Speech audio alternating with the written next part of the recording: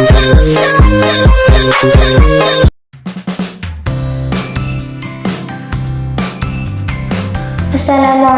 teman-teman. Perkenalkan, nama saya Lihatun Nisa, NIM 2215068, Prodi Bimbingan dan Konseling Pendidikan Islam. Halo everyone, di video kali ini saya akan membahas dan memaparkan pembelajaran mengenai komunikasi intrapribadi, membahas mengenai persepsi dan mendengar dalam komunikasi, yang diampu oleh dosen pengampu Ibu Komaria SPSI MPD, mata kuliah komunikasi antar pribadi. Baiklah, langsung saja pada materi yang pertama, yaitu persepsi. Persepsi adalah proses seseorang menjadi sadar akan banyak stimulus yang mempengaruhi inderanya. Persepsi mempengaruhi rangsangan atau stimulus atau pesan yang didapat dan makna yang diberikan kepada seseorang ketika ia mencapai kesadaran. Persepsi memiliki beberapa sifat. Yang pertama, yaitu persepsi adalah pengalaman. Untuk mendapat makna, maka manusia harus memiliki pengalaman. Pengalaman inilah yang menjadi basis terbentuknya persepsi. Yang kedua, persepsi adalah selektif. Manusia memberi persepsi sesuai dengan kebutuhannya. Dengan demikian, suatu persepsi bersifat selektif sesuai dengan kebutuhannya. Yang ketiga, persepsi adalah kesimpulan sementara. Ini merupakan kerja logis dari sistem induksi. Dengan demikian, makna dapat diperoleh dengan melompat langsung pada kesimpulan. Misalnya, politik adalah perebutan kekuasaan, maka politik itu kotor. Yang keempat, persepsi tidak akurat. Akurasi pada persepsi sangat dipengaruhi pada sifat persepsi sebelumnya. Pengalaman, selektivitas, dan penyimpulan yang terkadang gegabah sehingga tidak akurat. Yang kelima, evaluatif. Ini terkait dengan subjektivitas yang memberi persepsi pada suatu objek. Setiap orang menerima pesan, cara masing-masing orang menafsirkan, mengevaluasinya tidaklah sama. Penafsiran evaluasi ini juga akan berbeda bagi satu orang dari waktu ke waktu. Misalnya, lagu dangdut bagi seseorang terdengar indah, tetapi bagi yang lain terdengar ingar-bingar. Dan wangi parfum tertentu akan menyenangkan bagi seseorang dan memuakkan bagi yang lain.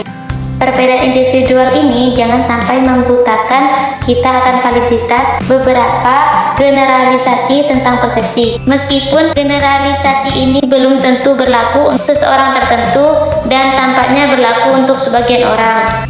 Dari perbedaan individual, ada beberapa proses yang mempengaruhi persepsi orang lain, yaitu yang pertama, teori kepribadian implisit. Teori ini mengacu pada teori kepribadian individual yang diyakini seseorang dan yang mempengaruhi bagaimana persepsinya kepada orang lain.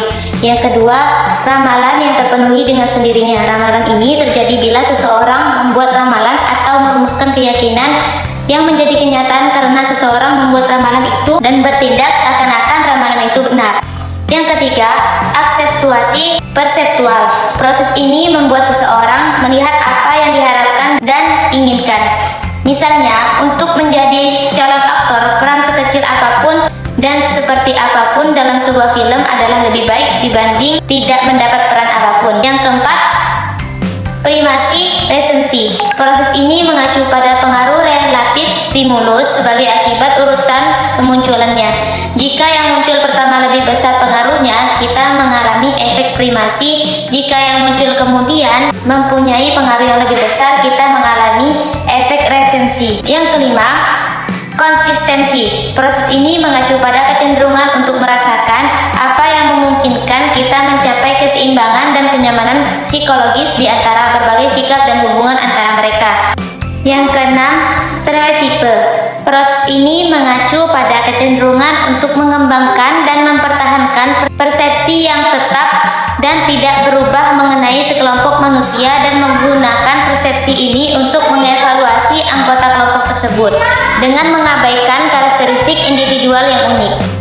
Materi kedua adalah mendengar. Mendengar merupakan kegiatan komunikasi yang paling penting dan keterampilan terpenting dalam segala bentuk komunikasi antar manusia. Mendengarkan memiliki tujuan, yaitu untuk kesenangan atau hiburan, informasi, dan membantu orang lain. Mendengarkan ada yang efektif dan ada yang aktif. Ada 3 teknik mendengarkan aktif, yaitu pertama, mengulangi pemikiran pembicara, yang kedua, menyatakan pengertian atas perasaan, dan yang ketiga, pembicara dan mengajukan pertanyaan yang relevan.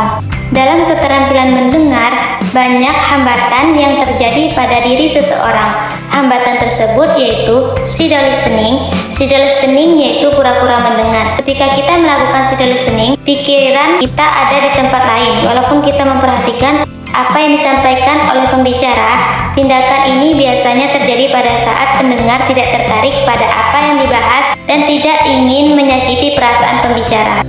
Yang kedua yaitu memonopoli. Memonopoli terus-menerus memfokuskan komunikasi pada diri sendiri, bukan orang yang sedang berbicara. Dua taktik yang khas dalam memonopoli, salah satu diantaranya adalah rerouting memutar percakapan dan rerouting mengambil percakapan jauh.